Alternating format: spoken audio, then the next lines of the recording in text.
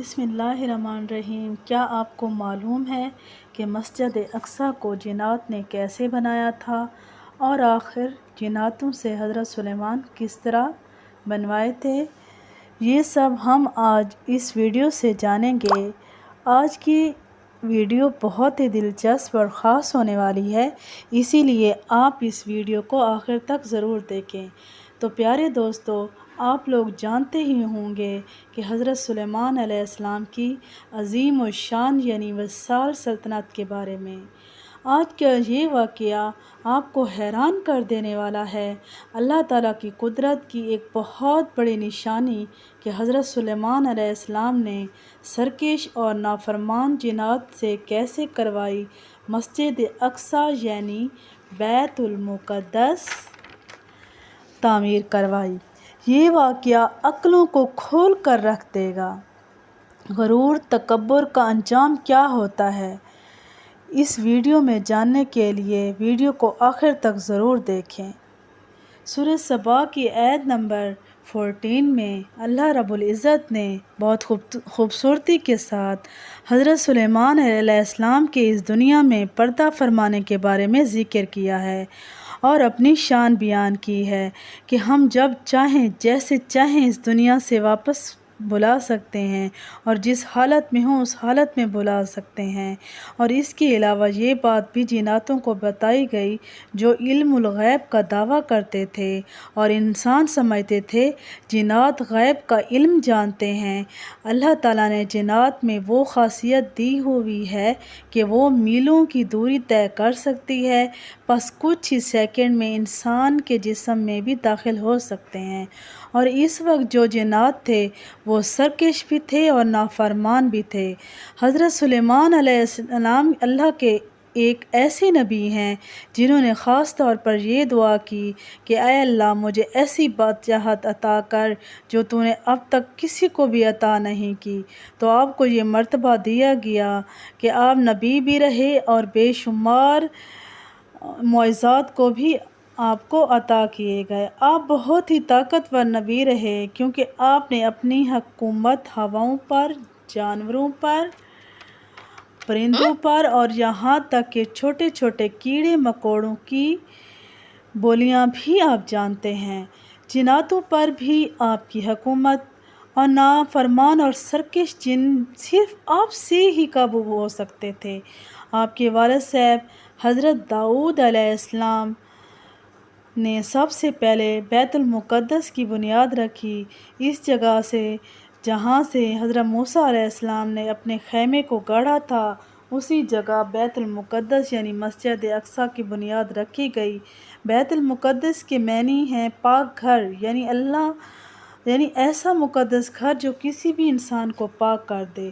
حضرت داؤد علیہ السلام بیت المقدس کی تعمیر جب کر رہے تھے، تعمیر کا کام ابھی پورا نہیں ہوا تھا کہ آپ کا دنیا سے پردہ فرمانے کا وقت آ گیا اور آپ نے سلطنت اپنے بیٹے اور نبی حضرت سلیمان علیہ السلام کے حوالے کی اور باقی جو کام بچا بیت المقدس اقصیٰ کا کام شروع کر دیا۔ حضرت سلیمان کی حکومت لگ بھگ 40 سال تک رہی اور آپ کی حکومت کے 34 سال آپ نے بیت المقدس اقصیٰ کی تعمیر شروع کروائی۔ اس کا مطلب یہ ہے کہ پورے 36 سال میں ہوئی۔ اب ایک کام باقی تھا جو پورا نہیں ہوا تھا۔ آپ نے اللہ تعالیٰ کے حضور نفل ادا کیا۔ آپ کی عبادت کوئی عام لوگوں کی عبادت نہیں تھی۔ آپ اس طرح عبادت کیا کرتے تھے، اپنے محراب میں جا کر 2 ماہ 3 ماہ ایسی جگہ کھڑے رہتے یا بیٹھ کر یا سجدے کی حالت میں اللہ تعالیٰ کی عبادت کیا کرتے تھے اور جنات یہ بات جانتے تھے۔ نفل شکرانہ آپ نے ادا کر لیا، اس کے علاوہ آپ نے ہزاروں بکروں اور بیلوں کی قربانی کی اور باقی اللہ تعالیٰ کے حضور آپ نے دعا کی کہ یا اللہ پاک میری حیات میں ہی مسجد اقصیٰ کی تعمیر مکمل ہو جائے۔ اور جب اللہ تعالیٰ کا حکم ہوتا ہے تو بندہ کچھ نہیں کر سکتا۔ تو پیارے دوستو، یہاں ہم آپ کو بتاتے چلیں اللہ تعالیٰ نے نبیوں کے مرتبے بہت اونچے رکھے ہیں۔ ہماری وہ اوقات نہیں، اور نہ ہی ہم ایسی عبادت کرتے ہیں اور نہ ہی ہمارے اعمال ایسے ہیں۔ حضرت سلیمان جانتے تھے جنات بہت نافرمان اور سرکش ہیں۔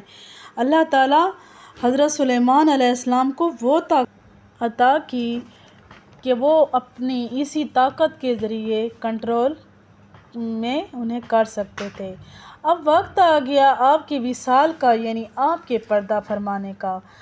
اب آپ کو خبر ہو گئی کہ آپ نے دعا کی، اے رب العالمین، اے میرے پیارے رب، بیت المقدس کا کام ابھی پورا نہیں ہوا ہے، اسی لیے میرا وصال اگر ہو گیا تو ان جنات کو نہیں پتہ چلنا چاہیے، نہیں تو یہ کام کو چھوڑ کر بھاگ جائیں گے۔ اے اللہ میری مدد فرما، میرے وصال کے بارے میں ان کو خبر بالکل نہ ہونے دینا، بالکل ظاہر نہ ہونے دینا کہ اس دنیا سے پردہ فرما چکا ہوں۔ اللہ رب العزت نے آپ کی دعا قبول فرمائی۔ آپ اپنے محراب میں چلے گئے۔ آپ کا محراب بہت ہی خوبصورت جگہ تھی، وہ جہاں عبادت کیا کرتے تھے وہ شیشے کی ایک خوبصورت سی جگہ کا ایک کمرہ بنا ہوا تھا، جہاں سے جنات آپ کو عبادت کرتے ہوئے دیکھتے۔ وہاں پر جا کر آپ لاٹھی کے سہارے کھڑے ہو گئے۔ اب وہاں آپ ایسے کھڑے ہو گئے کہ جنات کو لگ رہا تھا کہ آپ عبادت کر رہے ہیں۔ تو ناظرین، ادھر حضرت عزرائیل علیہ السلام، جن کا نام ہی روح قبض کرنے والا ہے، انہوں نے آپ کی روح اس حالت میں قبض کر لی۔ ابھی آپ اس لاٹھی پر ٹیک لگائے کھڑے تھے تو آپ دنیا سے جا چکے تھے، مگر آپ کا جسم مبارک وہ لاٹھی پر ٹیک لگائے کھڑا تھا۔ یہ اللہ کی شان ہے۔ حضرت سلیمان علیہ السلام کا یہ بھی ایک معجزہ ہے۔ اب آپ کو یہاں ایک دلچسپ بات بتائیں کہ جب حضرت سلیمان حیات میں نہیں تھے تو جنات کو رات میں بھی رخصت نہیں ملتی تھی۔ حضرت سلیمان علیہ السلام بھی چونکہ آرام کرنے چلے جاتے تھے، کیونکہ اب آپ کھڑے تھے، جنات کو دن رات لگاتار کام کرنا پڑ گیا، ہر وقت آپ کھڑے رہتے تھے، کسی کو بھی آپ سے اجازت لینے کی ہمت نہیں ہوتی تھی۔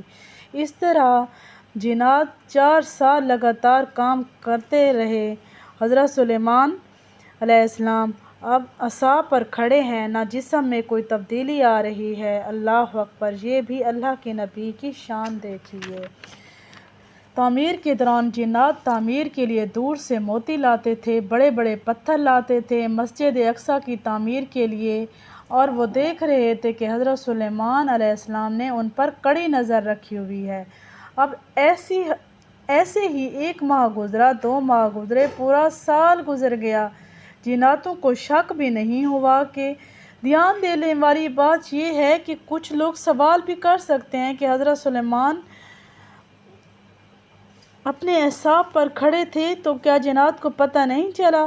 تو سب سے بڑی بات ہے کہ ان کی ہمت نہیں تھی کہ وہ حضرت سلیمان کی محراب کے قریب آتے، کیونکہ وہ جنات آپ علیہ السلام سے بہت ڈرتے تھے۔